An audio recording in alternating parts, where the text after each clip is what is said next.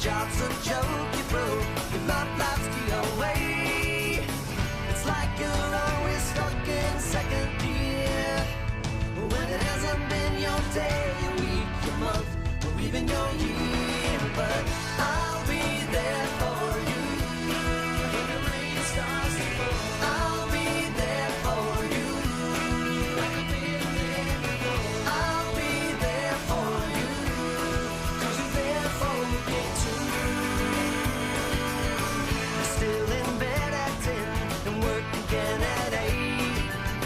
You burned your breakfast so far, things are going great. Your mother warned you there'd be days like these, but she didn't tell you when the world was brought you down to your knees. And I'll be there for you when the rain starts to fall. I'll be there for you like I've been there before. I'll be there for you 'cause you're there for me too.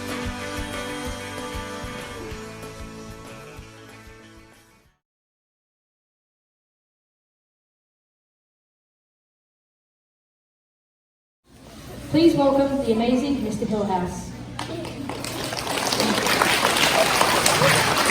Thank you, Jack, and Gallangor Charlie. Good afternoon, boys and girls. You'll notice that we're using the native Bachelor language when we are saying our greetings and good afternoon. And that's all about being inclusive of our local culture and the traditional lands. Whenever we talk about when we do our acknowledgement to country at the start of assembly, we talk about the traditional lands on which we meet, which is the Bachelor land. So we're just sharing with you some of the native language, some of the Bachelor language with you all. And that is really important to know all about our history and the local area where we reside. Now, boys and girls, a couple of messages for you this week. Firstly, welcome to our senior assembly. We don't meet as often and see each other as often as we used to, but it is wonderful to see you all here face to face at assembly. And I know we're very much living and breathing a new normal at the moment, where we don't have the opportunity for our mums and dads and parents and grandparents to come into our assembly. But you'll notice I went and set the camera just before the start of our assembly. We are recording our assembly today. And after our assembly, we'll have Jack, one of our senior leaders, wonderful job with our video editing. We'll be editing our assembly and putting it up there on Class Dojo, and a link up there also on Facebook for mums and dads to actually watch the assembly. Now, we're not going to be filming our handing out of the You Can Do It Awards, but what will happen is your classroom teacher will take a photo of you and send that directly to your parents via Class Dojo, or put it up as a class story via Class Dojo, so as that we can celebrate and acknowledge your great work over the past couple of weeks. Now, before I get on to our You Can Do It Awards, our You Can Do It topic for the next fortnight, something I want to share with you. And I know when Mr. Jackson speaks today, he's going to be talking to you about a blitz that we're having on behaviour. And every now and then we see some behaviours that become really common, and they're not good behaviours, not the type of behaviour we would expect at Sandy Strait. And we have what they call a blitz, which means that all the teachers, all the teacher aides, all the office staff, our cleaners, our ground staff, everyone is making sure that we're not stepping over that line and making a poor choice or a poor decision. Mr. Jackson will share with you the reasons why shortly. But what I wanted to share with you today is that some of you may or may not know that when you come to Sandy Strait State School, quite often you get to be automatically enrolled in our school because you live nice and close to Sandy Strait. It's called living in catchment. But every week in the office, Mr. Jackson, Mr. Hanson and I receive phone calls or inquiries from parents who would like to enrol their student at Sandy Strait. And unfortunately, some of these parents and families that want to enrol at our school, they don't live in our catchment. In other words, they don't live really close to our school. They may live near another school. And that would be the choice, that would be the school that their students should actually attend, not Sandy Strait. Otherwise, you end up finding out we have some schools a lot bigger than others and those types of things. Well, the reason, boys and girls, we have so many parents wanting to enrol their students at our school is because we have a wonderful reputation in our community. And that reputation is built by each and every one of you. In other words, when you put on that green shirt to come to school of the morning, community members see you. When you're in the shops after school, maybe going to Woolworths to grab some tea on the way home. Community members see you in our shirt. When you're travelling on our school buses, you may be travelling with kids from other schools. When you're riding to school, walking to school. And over a number of years, students at Sandy Strait have built a wonderful reputation for our school where lots and lots of people want to come here. And so what that means is it's a real privilege to be able to wear our school uniform. You're a privileged group of students who get to come here. And with that privilege comes a certain level of responsibility. And that's where I come back to the blitz we're having on inappropriate behaviour at the moment. If you were going to put our uniform on and come to our school, and remember that uniform says striving for success, it is your responsibility to strive for success, not just with your learning, also with your behaviour and your attitude towards learning. Okay? Because we want to maintain that reputation. That reputation might have been made by your older brother or sister who's already in high school.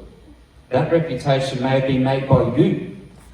And we don't want to undo all of that good work with some students making some poor choices. So when we talk about having a blitz on behaviour, we are really serious about the blitz that we are having on behaviour, because we don't want to lose that great reputation and undo all that wonderful work that everybody has done over many, many years to make Sandy Strait the school that lots and lots of boys and girls and mums and dads wish they could send their kids to. Okay? So listen very carefully to our messages there. Now, our You Can Do It for this week is persistence. Now, when we talk about persistence, there a document that says success criteria or success. But our success criteria for persistence is somebody, being you, boys and girls, has a try at doing all school activities on offer, displays a growth mindset, remains focused, applies effort and aims for mastery, and completes all set tasks. All of those things, boys and girls, are what persistence looks like. Rightio, I'll hand you back over to our leaders. Thank you, Mr. Hillhouse. Please welcome the buff, Mr. Jackson. Girls and boys, Mr. Hillhouse has already touched on this and given a great explanation why it's important that we use positive language at school. Now, he talked about the fact that we're having a blitz. Now, for some of us, that means we're going to have to be really conscious of the words that are coming out of our mouth. For others, who haven't regularly sworn that often, it won't be a big deal for you. Girls and boys, some of you might think swearing is something okay. And if it's okay at home, well, that's your parents' responsibility. That's your family environment. But as soon as you step outside that school, outside your class, rather, outside your house, not just you, but all of us, we have a social responsibility. And it's not okay for society, and it's not okay for schools to be walking around, for all of us to be throwing out swear words like the F word, in some cases the C word. Casually, it's not okay. And we are having a blitz, and we need to support each other to encourage all of us to use positive language. Just giving you a heads up, girls and boys, that once we've embed our positive language, we're going to be looking at coloured hair as well. So if you have a student, or if you are a student that's got dabs of coloured hair in your hair, time to grow it out now. Save the embarrassment. We're proud to be Sandy Strait State School students, and we need to show that through positive language and how we dress when we come to school. Girls and boys, another time, another opportunity to introduce you to a club. This time we have the Jack and Liam Uno Club. And I'm just going to hand over the mic. Come over here, Jack. Alright, Jack. So, Jack, when is the Uno Card Club game? On Tuesdays. Where? In the library at Big Lunch. At Big Lunch. And what sort of games are you going to be playing? I think there's a bit of a hint in the card game there. What are we playing? Uno mostly. Uno mostly. What happens if you can't play? You don't know how to play if you're keen to learn. Are you going to teach them? Yes. Okay, good. Thank you for that thoughtful response. So if you're interested in being part of the Uno Club, the Jack and Liam Uno Club, Tuesdays, 1 o'clock in the library. How about we give Jack a big round of applause? Okay. Now, let's have an agreement. Before we click on here, there's one house who's going to be particularly a little disappointed.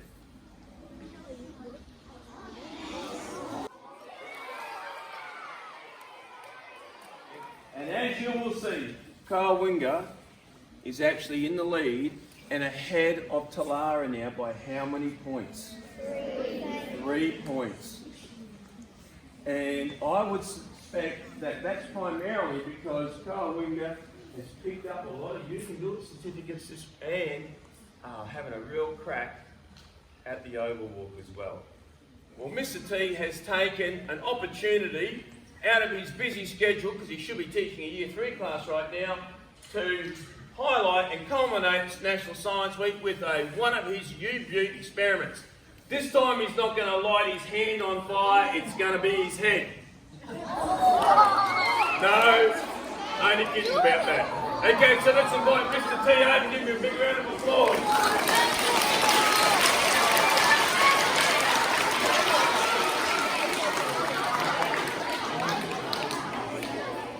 I know how to do this.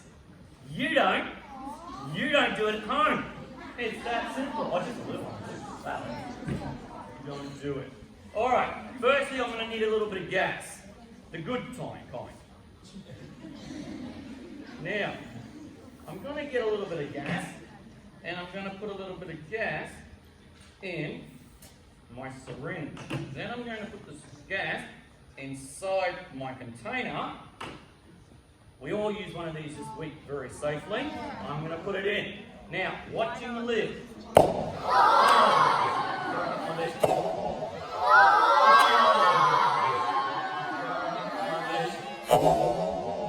So, we'll see if it does. Be sure no one should get hurt.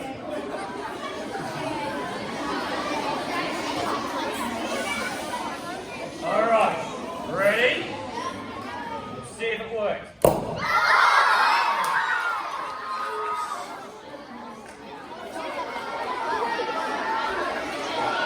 Ready?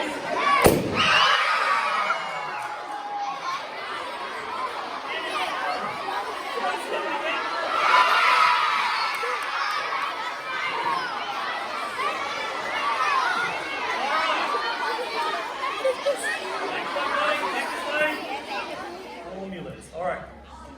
Here we go.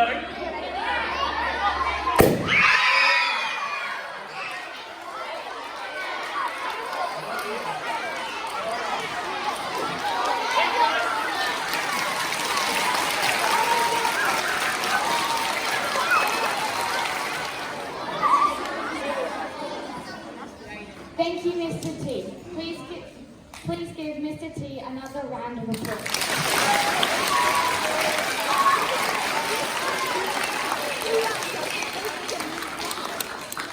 Please welcome Mr. Hanson. Alright, good afternoon boys and girls, and it's Galangujali, isn't it? Galangujali means good afternoon in the local Butchelor language, as we've already found out today, so it's a word that you can try and wrap your tongue around so that you can try and practice. Okay, so look and see who's got the legs crossed, who's here nice and straight and quietly, because I always seem to have the great privilege of following something really exciting. And my messages are pretty tame compared to that. So Galangor Jolly, and the word Galangor is a word to get your head around as well, because Galangor itself is used just to mean okay. And when it's put with yin, Galangor yin, that means thank you. And if you put it with something else, it means good morning and so forth. So the word Galangor is a very common word in the local Butchelor language. Okay? Now, on another note, can you believe that we're in week 6 of term 3 of 2020? It seems bizarre. We're more than halfway through this term, which is just crazy. So a couple of messages from me. First one, not tomorrow, but next Friday is the Father's Day stall. Okay, so that means that we've got a couple of classes visiting at a time. At the same time, many thanks to Mr. Jackson, who's done the timetable for that. So there's no FPOS for the Father's Day store, and most items are priced between 50 cents and $5. Okay, so not tomorrow, but next Friday, you're welcome to bring in some money and spend that on your father or another special someone in your life. Okay? Next message. Oh, well, this person's a dad, but he's also a principal. Who knows who's up there? Emma, who is it? Mr. Hillhouse. It is Mr. Hillhouse. Now, we had our Principal's Day a little while ago, but I haven't been at an assembly, and we haven't been at an assembly since then. But it was a very special day to recognise the work that the principals do at schools, particularly in a year like this, where we've had lots of different things happening. And I guess just on behalf of everyone here at Sandy Strait, we'd just like to put our hands together again and embarrass him a bit more, Mr. Hillhouse.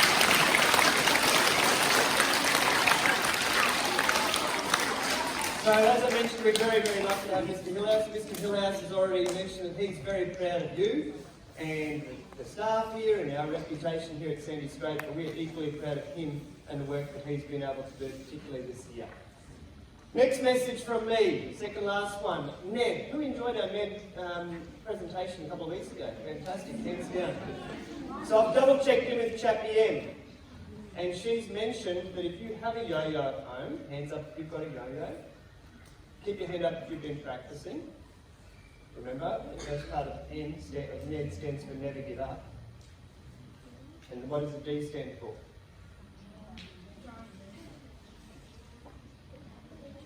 Do your best.